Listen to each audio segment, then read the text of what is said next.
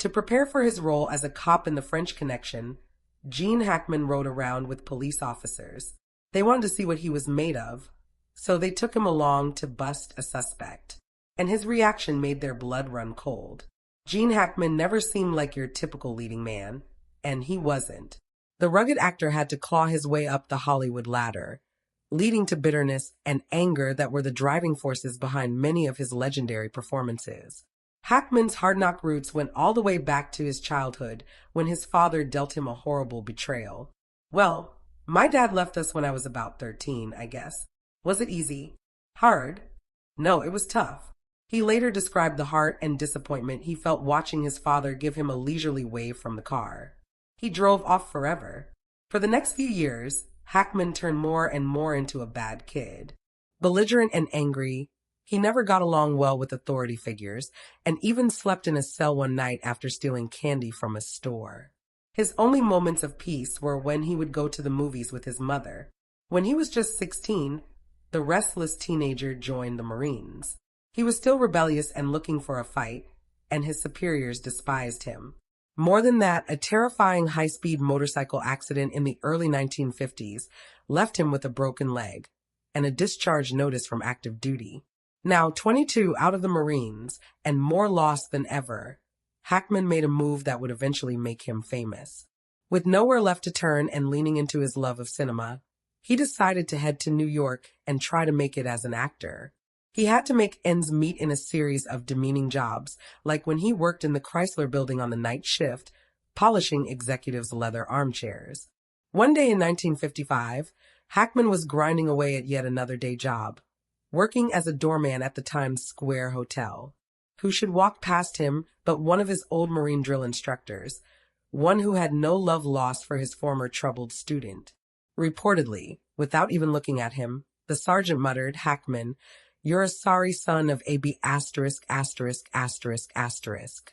Although Hackman later said he was embarrassed both by the sergeant's put down and the crummy job his old superior had found him in, he considered it psychological warfare to succeed, despite everyone telling him he couldn't. During this time, Hackman had been dating a woman named Faye Maltese, and she seemed to be one of the only people who believed in him. After they married in 1956, later having 3 children, Maltese convinced Hackman to enroll in acting school at Pasadena Playhouse. If Hackman thought that acting school was going to be a way to reinvent himself, he'd never been so wrong. Now 26, he was significantly older than the 19-year-olds who became his new classmates, and while they were, in his words, walking surfboards, he had the face and demeanor of your everyday mine worker. Is it really true that when you were at Pasadena Playhouse, you and Dustin Hoffman were picked the most least likely to succeed? I find that hard to believe. Well, I was certainly never one for authority. He also clashed with the instructors. One told him he wouldn't amount to anything, and at the end of his tenure, he incredibly got the lowest grade the Pasadena Playhouse had ever given. There was, however, one person he did get along with in school, a soon-to-be very famous person. He befriended an awkward 19-year-old who the rest of the class also hated, Dustin Hoffman. Hoffman was in full beatnik mode and often wore a suede vest with sandals. They made an odd pair and spent most of their breaks playing bongos together on the roof. Before they graduated, they'd both earned the moniker least likely to succeed from their classmates. By 1961, Hackman was starting to work in bit parts on film. Just as things started happening in his career, his mother died, tragically, in a house fire. Hackman was in tatters as he dealt with the loss of his mother and with the fact that his inspiration for acting wasn't around to see him finally succeed. In 1967, his big break came at long last. He played Buck Barrow in Bonnie and Clyde, alongside big-name leads Warren Beatty and Faye Dunaway. It nabbed him an Academy Award nomination for Best Supporting Actor, and for the first time in his life, people were beginning to recognize him on the street. Right after he left the Pasadena Playhouse, Hackman had gotten into method acting, and he now took his interest to new depths. In his 30s, he would often walk around New York City and all but stalk people, watching and trying to imitate their every mannerism. But when his next iconic acting gig came up, it was a violent thriller, and Hackman's disappearance into the part was disturbing. In 1971's The French Connection, Hackman famously plays the rough-and-tumble officer Popeye Doyle, who's intent on making the bust of his career. The film contains one of the most well-known car chase scenes of all time, and Hackman won an Oscar for Best Actor. But behind the scenes, the film was a nightmare. For one thing, the director William Friedkin was extremely opposed to casting Hackman in the lead role. Gene Hackman was not our first choice at all.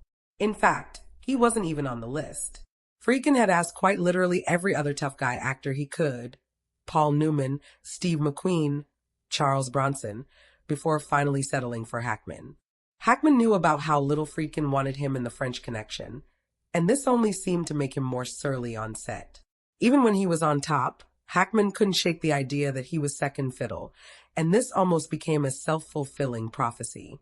When he made The Conversation with Francis Ford Coppola in 1974, one of his favorite works, he found out Coppola had wanted Marlon Brando first. Instead of accepting that everybody wants Brando first, Hackman let it fuel his performance with barely bottled frustration. Gene Hackman's performance as Harry Call, the wiretapper, is nothing less than one of the decade's finest. Even though he was one of the most recognizable actors in Hollywood now, he still didn't have a hold on his fame, and a self-destructive streak began to rear its head. He blew through a mountain of money in the 1970s and early 80s, spending it on private planes, fancy cars, and other frivolities. This period of his life is full of films he'd rather have forgotten.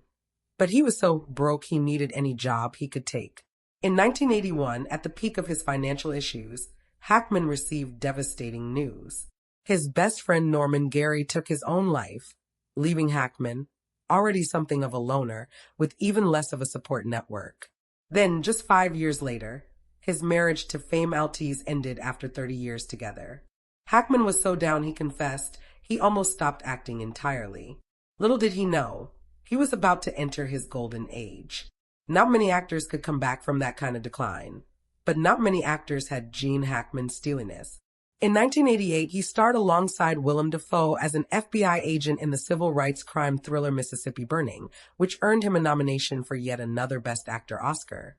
In 1991, a rare leak came out about Gene Hackman's private life. He was in love again and getting married. His new bride was Betsy Arakawa, a concert pianist who was more than 30 years his junior. By 1992, Hackman had fully settled into his legend period. So when Clint Eastwood called him up and asked him to play the violent Sheriff Daggett in his new Western Unforgiven, it looked like another slam dunk. But soon after Hackman walked on set and met his co-stars, he came to a realization that made his blood boil. One of his co-stars on Unforgiven was Richard Harris, who played a man Hackman brutally beats in one scene. The two of them had already worked together decades ago in the 1966 film Hawaii. But while Hackman remembered Harris well, he could tell Harris didn't remember him, and it was enough to make him snap. Hackman later admitted that for the fight scene, he concentrated all his anger over Harris's snub into his performance. Alan Parker, who directed Hackman in Mississippi Burning, once said that every director has a short list of actors he'd die to work with, and I'll bet Gene's on every one. This was certainly the case when Wes Anderson began to write 2001's The Royal Tenenbaums. When coming up with the dysfunctional family's patriarch, Anderson wrote the part specifically with Hackman in mind, but when he reached out to him to do the film, Anderson got a response he wasn't expecting. Hackman's response was angry. He not only said absolutely not, he was offended at the very idea that Anderson would write a part for him, since that meant Anderson thought he knew him. In a New York Times interview later on, Hackman confessed that his initial reluctance to take on the part was because he did resemble the character, and he was ashamed of it. He said that he had treated his ex-wife, Faye Maltese, and even their children with a similar disdain as the Tenenbaum father, and didn't want them getting upset when they watched the movie. Wes Anderson claimed a lot of Hackman's reluctance actually came down to money. Because of the star-studded cast, everyone on the film was working at a lower salary, and Hackman would have to take a pay cut too. This, more than anything, may have informed his rejection of the role. But when it came to stubbornness, Hackman was about to meet his match. Wes Anderson wouldn't give up on having him in his film. He admitted, "I just kept bothering him. I wore him down." Finally, Hackman agreed to the part, and it was a decision that everyone would come to regret. He may have agreed to star in the Royal Tenenbaums, but he never forgot that Anderson had all but forced him into it. He arrived on location with an enormous chip on his shoulder and proceeded to brutally cut down Anderson any way he could, calling him horrible names in front of the rest of the cast. He was really difficult, we can say it now, but he was a tough guy because older great actors do not give young directors much of a chance. They're really rough on them, and Gene was really rough on Wes. And I used to kind of step in there and just, try to defend my friend. What the hell kind of way to act is that? Reportedly, Murray was so protective that he would come to set on his days off to supervise Hackman and make sure things didn't get too out of hand. He's the kind of guy that loves to be left alone. No, he loves to be left alone. And, what is that? According to reports from the set, Hackman's main issue wasn't with Anderson, but with his co-star, Luke Wilson. More specifically, Luke Wilson's enormous crush on Gwyneth Paltrow, who plays his love interest in the film. Wilson was so head over heels for Paltrow, he would consistently flub his lines if he was opposite her. This infuriated Hackman, who would hit his lines perfectly and then had to constantly redo them. Even so, many consider the Royal Tenenbaums to be one of Hackman's best performances in a long line of iconic roles. But little did anyone know, it would also be one of his last. After the Royal Tenenbaums, Hackman starred in just 2 other movies, Runaway Jewelry, alongside his old friend Dustin Hoffman, and Welcome to Mooseport. After that, he went on Larry King in 2004 and told the host he believed his career was over. Nothing's on, there's no script in front of you. No one's calling Gene Hackman. No, it's probably all over. He never did work on a major movie again. While filming The French Connection, director William Friedkin hired some retired officers as consultants. Hackman and his co-star Roy Scheider also trailed the officers around for a month on patrol, where they were supposed to just watch and learn. But that wasn't Hackman's style, and it nearly got him into big trouble. After spending some time with the officers, Hackman had a front row seat to watch them apprehend a suspect. That's when he went off the rails. By now he was so into character as Popeye Doyle.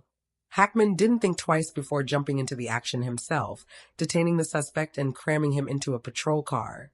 All very illegally. True to form then, Hackman also didn't go gentle into that good night. On February 26, 2025, a maintenance worker made a fateful call at Gene Hackman's home. The officers found Gene Hackman's body at the scene. At 95 years old, this would have been somewhat expected, but the rest of the details were shocking. Not just Hackman, but also his wife Betsy and one of their 3 dogs were also found dead inside the house. It seemed they'd been that way for a while. As the days passed, more information emerged, though it provided little clarity on what had happened. Hackman and his wife were found in different rooms, with decomposition clear on Arakawa's remains. Pills were also found in their home, and investigations ruled out carbon monoxide poisoning. After days of medical and police investigation, officials determined it was Arakawa who died first, on or just after February 11th. She'd become infected with hantavirus pulmonary syndrome, an illness spread by rats that causes flu-like symptoms and which can cause fatal respiratory difficulties if left untreated. Meanwhile, officials determined that Hackman likely died on February 18th, the last time his pacemaker had activity, about a week after his wife. His autopsy showed that he died of heart disease while suffering from late-stage Alzheimer's. Investigators sadly think it was very possible, given his mental condition, that he wasn't aware Arakawa had died in the house. None of this tragedy, however, can take away from his legacy as one of the greatest actors of his generation, or in Hollywood's history. Thanks for watching, and we'll see you in the next one.